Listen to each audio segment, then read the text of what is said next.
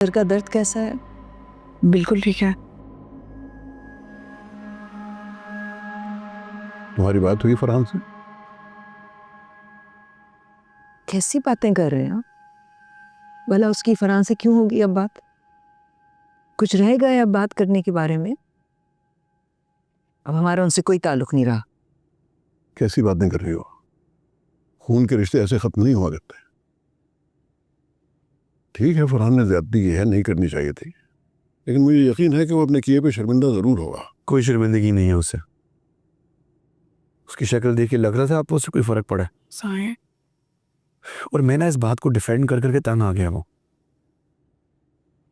शादीशुदा हूँ पर मेरी बीवी की इज्जत से बढ़ के मेरे लिए और कुछ भी नहीं है। रमशा मेरी हुई बेटी है।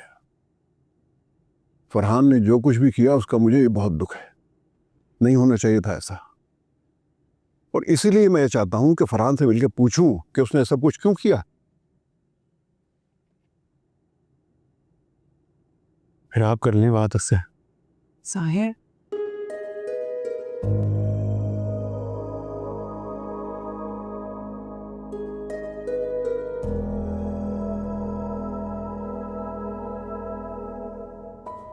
आप फिक्र ना करें, मैं समझाती हूँ साहिर को। आपकी बातें ना मेरी समझ से बाहर है अब।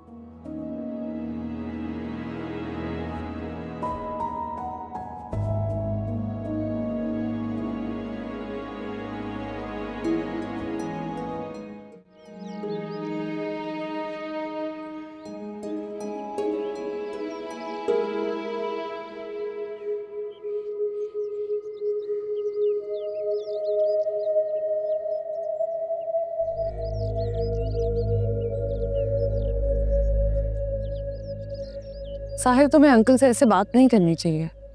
वो सिर्फ खानदान को जोड़ कर रखना चाहते हैं।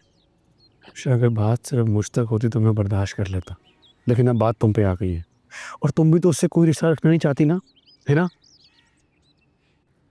हमें अंकल की पोजीशन को समझना चाहिए। उनके ऊपर पूरे खानदान की जिम्मेदारी है। और मुझे कौन समझेगा? मेरी कोई वैल्यू नहीं है। यानी ऐसा कब का? ऐसा ही कह रही हो तुम, यही बात है। जब भी फरहान की किसी चीज में इन्वॉल्वमेंट हुई है, बाबा ने हमेशा उसे इंपॉर्टेंस दिया ज्यादा। मैं कभी इंपॉर्टेंट था ही नहीं बाबा की नजरों में, और वो तुम्हें सिर्फ इसलिए लाइटली ले रहे हैं क्योंकि तुम मेरी बीवी हो।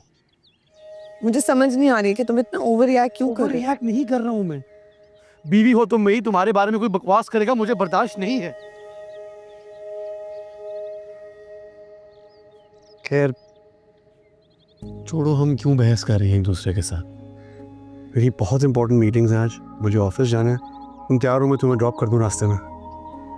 नहीं, क्यों अपना दिन जाया कर रही हो उस फजूल इंसान के पीछे? तैयार हो, ऑफिस जाओ, काम करो। तुम मुझे मामा के घर छोड़ दोगे? छोड़ देता हूं।